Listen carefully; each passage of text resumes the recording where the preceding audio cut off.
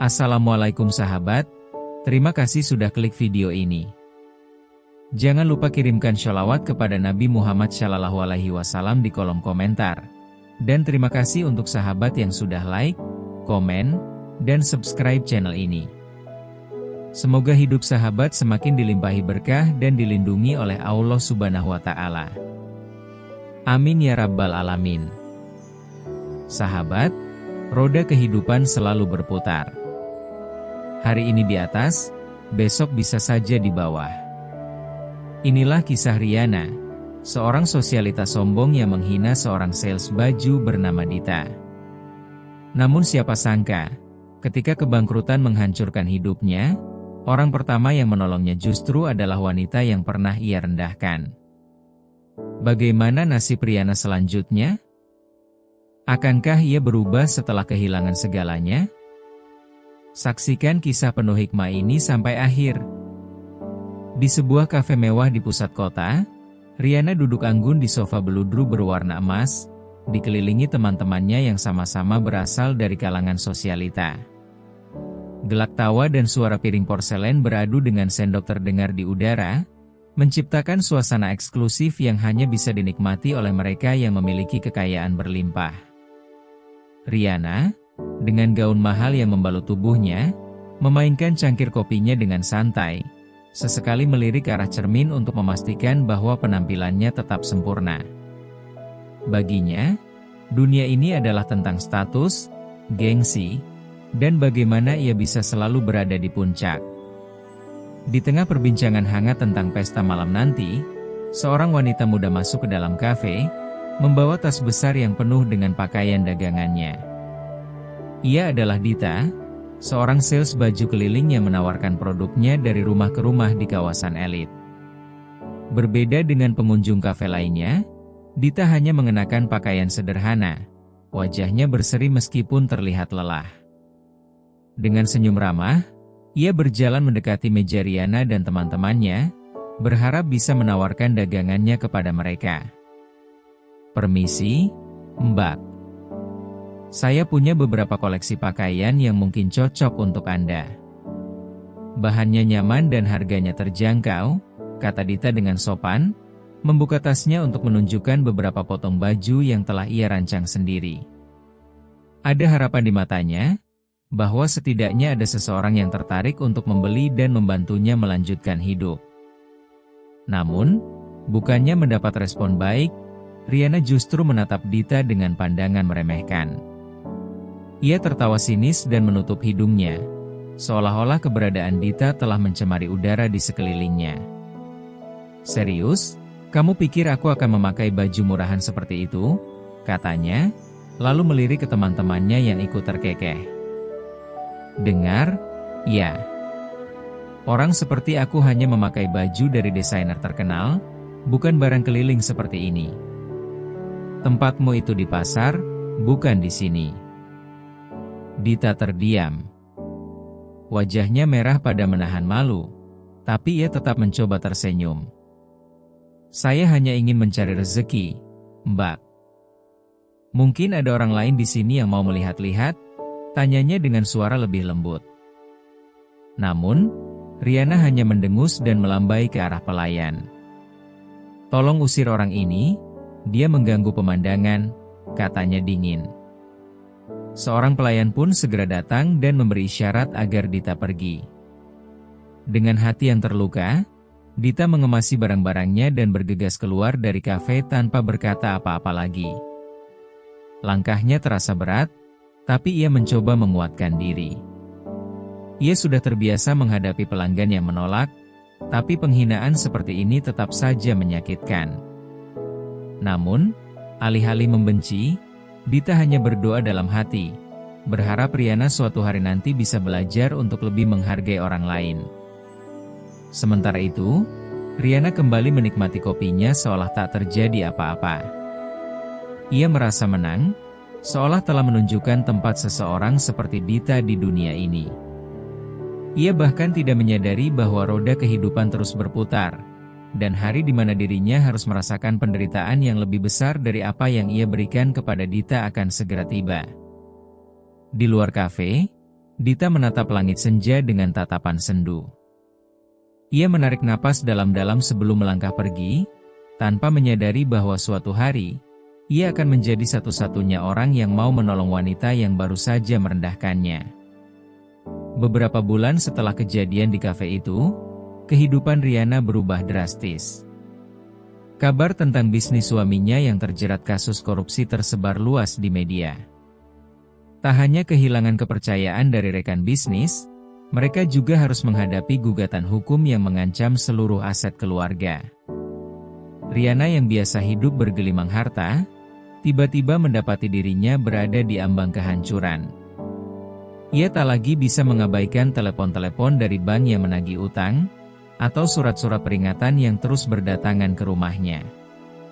Suatu malam, ia duduk di ruang tamu rumah mewahnya yang semakin sepi.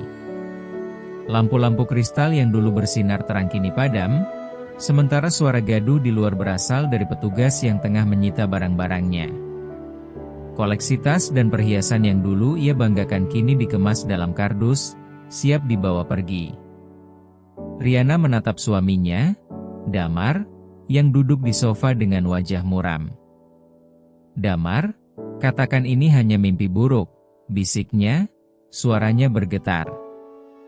Namun, Damar hanya menggeleng pelan. "Ini kenyataan, Riana. Kita bangkrut." Kata-kata itu menghantam Riana lebih keras daripada tamparan. Dunia yang selama ini ia kenal runtuh begitu saja dalam sekejap. Lebih menyakitkan lagi, teman-teman sosialitanya yang dulu selalu ada di sekelilingnya kini menjauh satu persatu. Tak ada lagi undangan pesta, tak ada lagi telepon atau pesan. Mereka semua menghilang seakan Riana tak pernah ada. Hari itu menjadi hari terakhirnya di rumah mewahnya. Dengan koper kecil di tangan, Riana melangkah keluar tanpa tujuan. Suaminya ditangkap untuk mempertanggungjawabkan perbuatannya, dan kini ia benar-benar sendiri. Ia mencoba menghubungi beberapa teman dekatnya, namun semua pesannya hanya berakhir dengan centang dua tanpa balasan. Ia bahkan mendatangi salah satu sahabatnya yang dulu sering memuji dan menyanjungnya, tetapi pintu rumah besar itu tak pernah terbuka untuknya. Malam itu, Riana duduk di bangku taman kota, sendirian dalam dinginnya angin malam. Gaun mahal yang masih melekat di tubuhnya kini terasa tidak berarti. Perutnya kosong, matanya sembab karena menangis sepanjang hari. Ia tak pernah membayangkan akan mengalami kehidupan seperti ini. Dahulu, ia bisa menghabiskan jutaan hanya untuk satu gaun, tetapi kini ia bahkan tidak memiliki uang untuk membeli sebungkus roti. Hujan turun perlahan, membasahi rambut dan wajahnya. Tubuhnya mulai menggigil, namun ia tidak tahu harus pergi kemana. Ia ingin menangis, ingin berteriak, tetapi apa gunanya? Tidak ada yang peduli. Semua yang dulu mengelilinginya hanya ada karena kekayaannya, dan kini ketika semuanya hilang, ia tak lebih dari sekadar bayangan masa lalu. Ketika hujan semakin deras, Riana mulai berjalan tanpa arah. Kakinya lemah, hampir tak sanggup melangkah. Hingga akhirnya, ia berhenti di depan sebuah rumah kecil di pinggiran kota. Itu bukan rumah megah seperti yang biasa ia datangi, tetapi entah kenapa, ada sesuatu yang membuatnya terpaku di tempat. Ia ragu sejenak, namun rasa lapar dan kelelahan mengalahkan gengsinya. Dengan tangan gemetar, ia mengetuk pintu. Beberapa detik kemudian, pintu terbuka, dan di baliknya berdiri seseorang yang tak pernah ia sangka akan melihatnya dalam kondisi seperti ini. Dita. Mata Dita membulat saat melihat sosok yang berdiri di depannya. Wanita yang dulu merendahkannya kini berdiri dalam keadaan lusuh, basah kuyup, dan tampak begitu rapuh. Riana menundukkan kepala, terlalu malu untuk menatap mata Dita. Hening sejenak, hanya suara hujan yang terdengar di antara mereka. Dita menghela napas, lalu tanpa ragu, ia melangkah ke samping dan membuka pintu lebih lebar. "Masuklah," Mbak Riana. Di luar terlalu dingin. Riana menatap Dita dengan mata berkaca-kaca. Ia tidak menyangka bahwa orang yang pertama kali membukakan pintu untuknya bukanlah teman-teman sosialitanya, melainkan seorang sales baju yang pernah ia hina. Dengan langkah gemetar, ia melangkah masuk. Dan untuk pertama kalinya dalam hidupnya, ia merasakan arti sebenarnya dari kata pertolongan. Riana melangkah masuk ke dalam rumah kecil itu dengan tubuh gemetar. Udara hangat dari dalam rumah langsung menyelimuti dirinya yang masih basah kuyup karena hujan. Ia berdiri kaku di ambang pintu, merasa asing di tempat yang begitu sederhana. Ruangan itu jauh berbeda dari rumah mewahnya dulu. Tidak ada perabotan mahal, tidak ada lampu kristal yang berkilauan, hanya ada meja kayu kecil, beberapa kursi sederhana, dan aroma teh hangat yang samar-samar tercium dari dapur. Dita segera mengambil handuk dan menyerahkannya kepada Riana. "Lap dulu tubuh Mbak, nanti masuk angin," katanya lembut. Riana menerima handuk itu dengan tangan gemetar, tetapi bibirnya tetap terkunci. Ada perasaan yang berkecamuk di dadanya, rasa malu, keterkejutan, dan entah kenapa, juga rasa lega. Setelah beberapa saat, Dita kembali dengan segelas teh hangat dan semangkuk sup yang masih mengepul. "Makanlah, Mbak. Saya tidak tahu terakhir kali Mbak makan kapan, tapi setidaknya ini bisa menghangatkan tubuh," katanya sambil menyodorkan mangkuk itu ke hadapan Riana. Riana menatap sup itu dengan mata berkaca-kaca.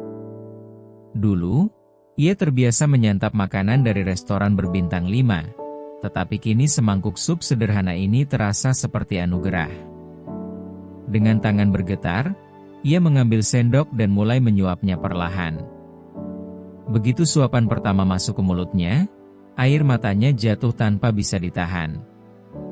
Dita melihat itu, tapi ia memilih diam, membiarkan Riana meluapkan emosinya.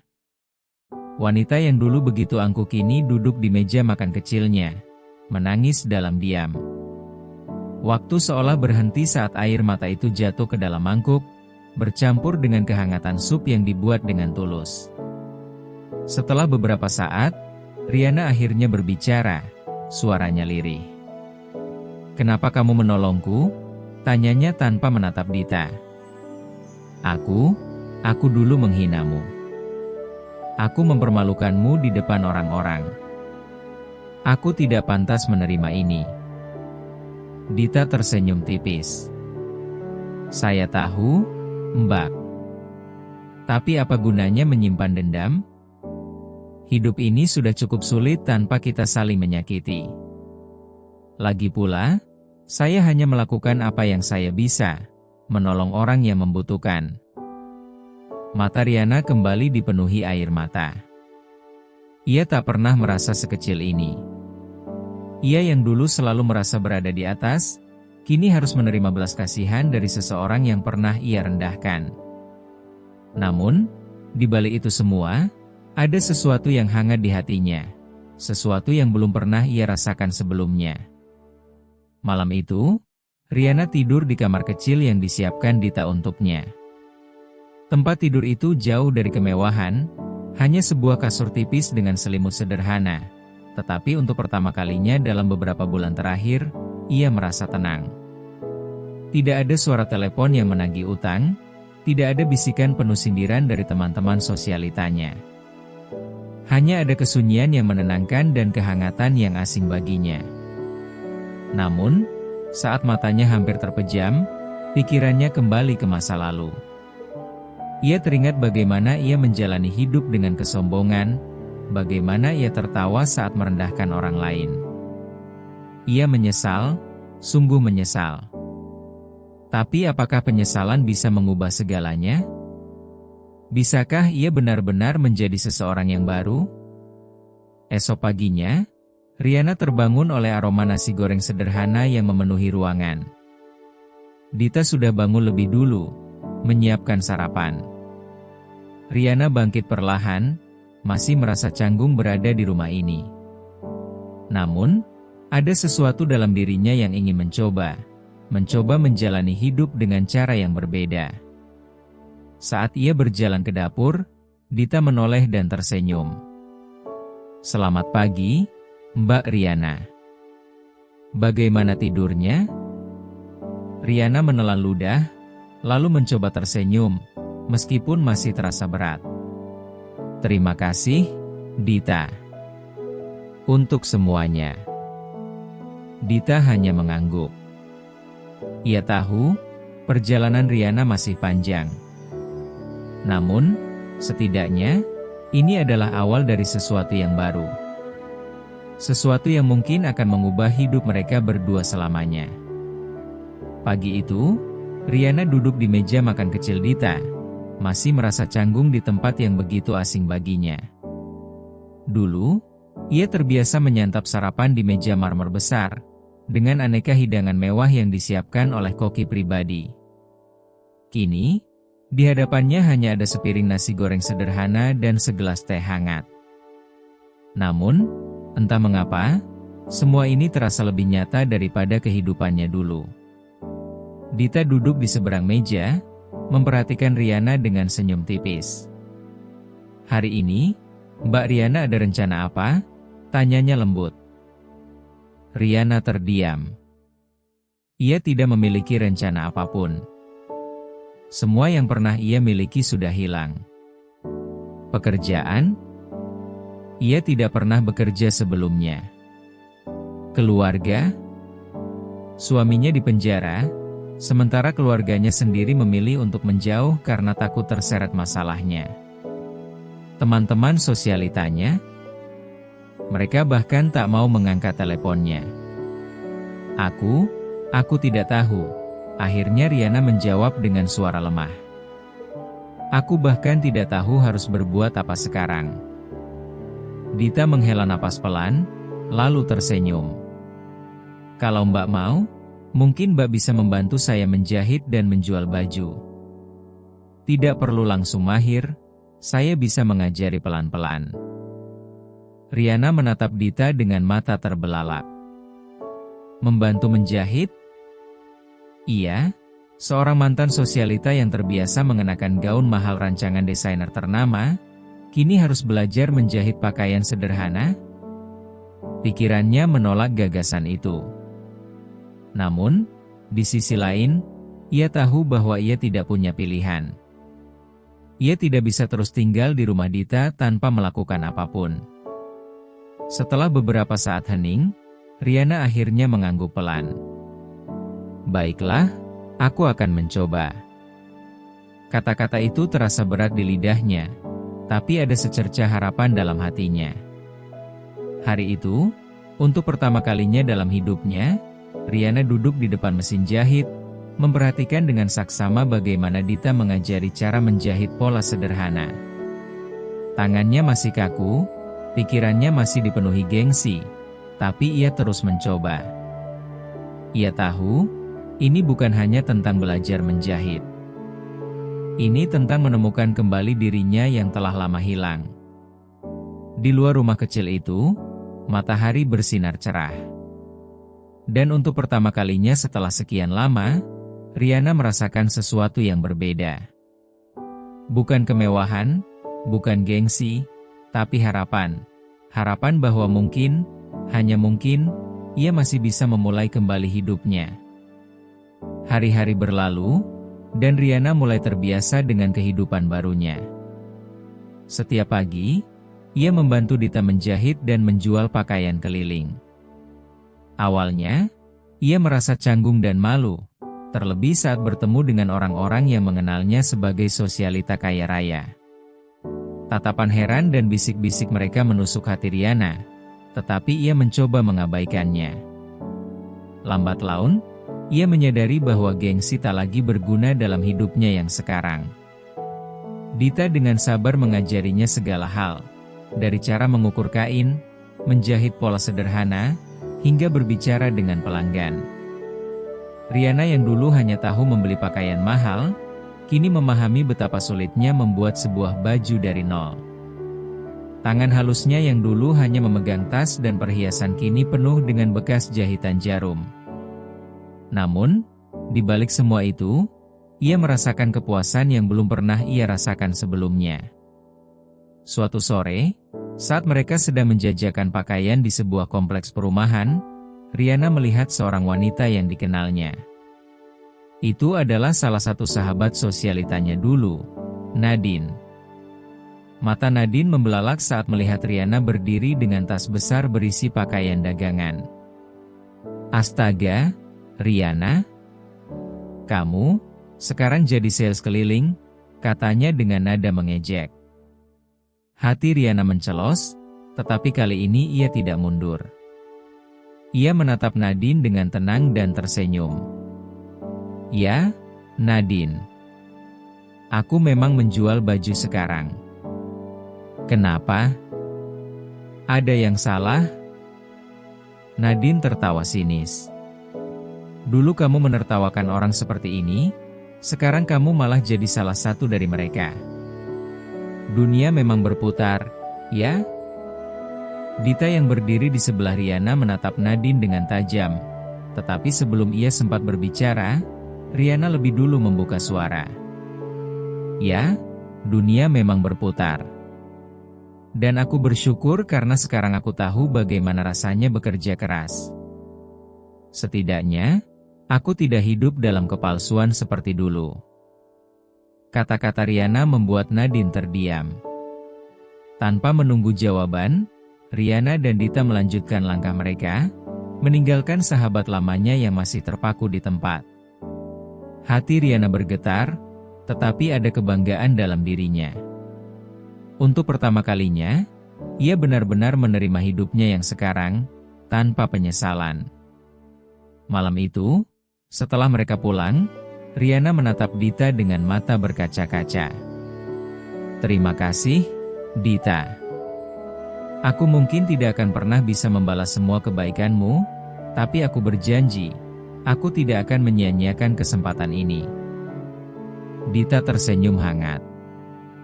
Kita tidak perlu menghitung balas budi, Mbak Riana. Yang penting, kita belajar dari kehidupan. Dan aku yakin, Mbak sudah banyak belajar. Riana mengangguk. Ia telah kehilangan segalanya. Tetapi di saat yang sama, ia menemukan sesuatu yang lebih berharga. Persahabatan sejati, harga diri yang sesungguhnya, dan makna hidup yang sebenarnya. Kini, ia siap melangkah ke depan, bukan sebagai sosialita yang angkuh, tetapi sebagai seorang wanita yang mengerti arti perjuangan.